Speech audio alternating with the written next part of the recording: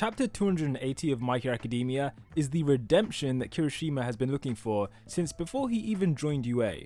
Among other interesting things this chapter, we also saw the return of Shigaraki, as it's been quite a few chapters since he last appeared in the manga, and let's just say things all round generally look in favour of the heroes, but I wonder how long it's going to stay that way.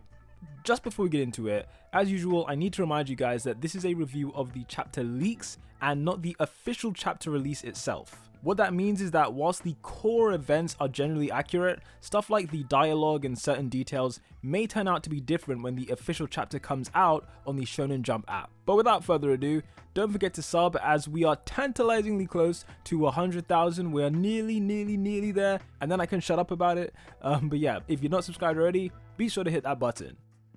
Okay, so the chapter begins with the UA students reacting to a massive blast of fire from Dabi.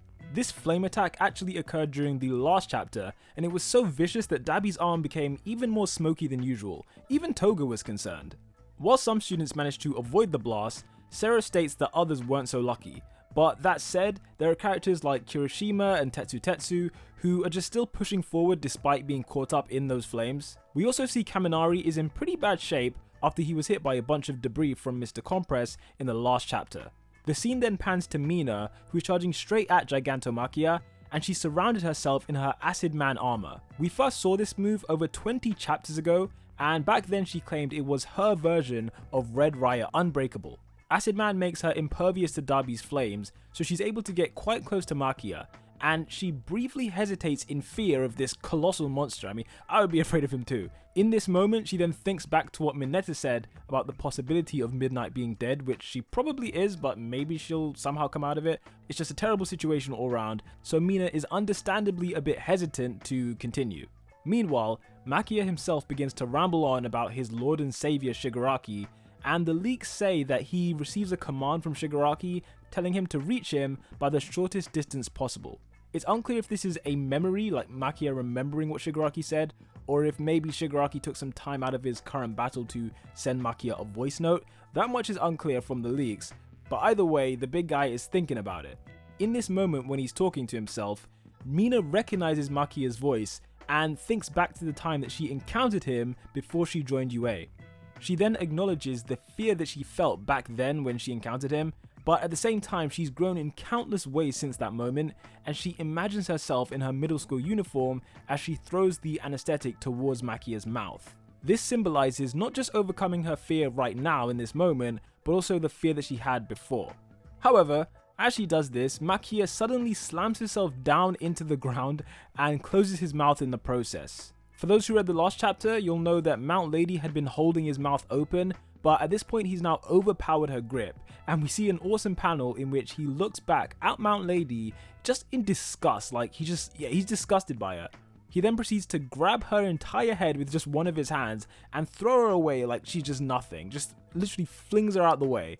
As he begins to get up, we see his giant hand coming towards Mina, which will crush her if it makes contact. Just as that's about to happen though, we get this awesome spread of Kirishima going plus ultra and jumping in front of Machia's palm and pushing Mina out the way.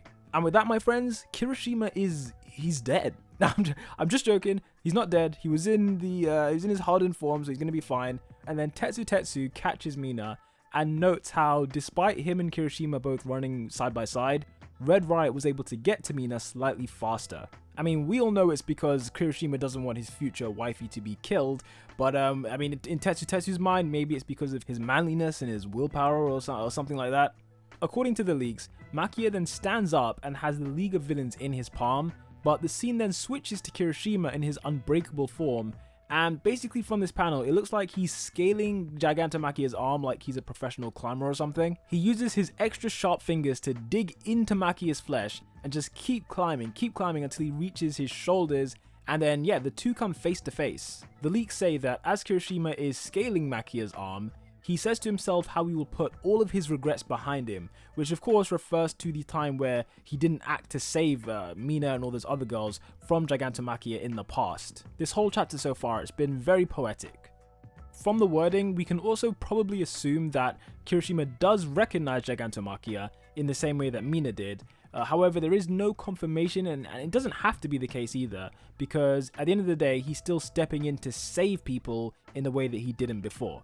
Now the two are face to face, Machia refers to Kirishima as a little strawberry, which I guess because he's tiny and red, and Kirishima throws a jar of the sedative towards Machia, but just as he does that, Toga throws a perfectly precise knife that cuts straight through the bottle before it even really goes anywhere. Luckily though, all is not lost because Red Riot had a second jar on him, but because of what just happened with Toga, he begins to doubt himself a little bit, because I mean, when you see the panel, you'll see she basically destroyed the jar like as soon as it left his hand. For some reason though, this second time around, Kirishima is just too fast, none of the villains can really intervene, and we get this awesome panel of Kirishima throwing the anesthetic and it goes straight into Gigantomachia's mouth. I for one cannot believe one of the students actually managed to do this, but now it's got me wondering, will the sedative, will it even work? I'm just thinking, like, if Machia really gets put to sleep right now, then Horikoshi has really subverted my expectations. Kirishima is then taken to safety by Setsuna from Class 1B, whilst Machia starts to complain about the situation. Before the chapter ends, we flash on over to the battleground where Shigaraki is currently fighting the pro heroes, and the last time we saw them, Endeavour had delivered his vanishing fist attack right into Shigaraki's abs. We see Shigaraki on the ground with smoke just emanating from his body, because obviously Endeavour's attack would have been a fire-based attack. So yeah, Shigaraki's really hot right now, he's smoking, he looks weak, and in this situation, like, he looks very, very vulnerable. This is of course largely down to Professor Aizawa's erasure quirk, because of that, Shigaraki can't regenerate in this moment, so yeah, he's pretty beat up. The villain then mocks the heroes and tells them that his father once told him that heroes save other people rather than taking care of their own families. This is of course true, because when we look back to My Villain Academia, Shigaraki's dad's exact words were, "Heroes are people who hurt their own families to help complete strangers." This revelation catches Endeavour by surprise, and I personally think it's because he is the hero perhaps most representative of what Shigaraki's dad says. Like, Endeavour did nothing but cause his family pain in his quest to become the #1 hero. So I'd say it probably surprises him because it's a true statement of fact about him. The leaks say that Shigaraki continues to mumble incoherently, and he mentions something about a belief that he once had. And I'm assuming that he's referring to his belief about wanting to be a hero and forming a hero team with his sister. Maybe that's it, but we'll find out when the official thing comes out. The chapter ends with the symbol of evil struggling to get up but still determined to fight.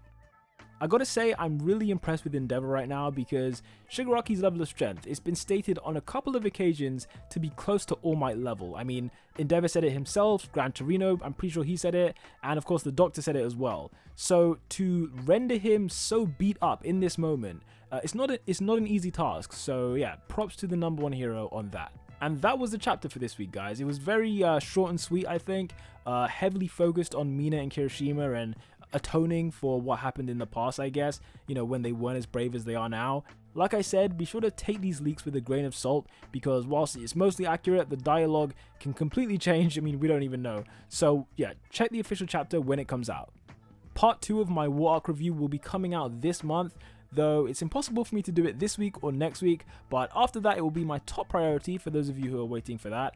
And yeah, be sure to check out the video that I did with my girlfriend where she was guessing different characters from My Hero Academia. She doesn't watch any anime at all, so it was kind of funny. And yeah, be sure to have a good rest of your week. Peace out.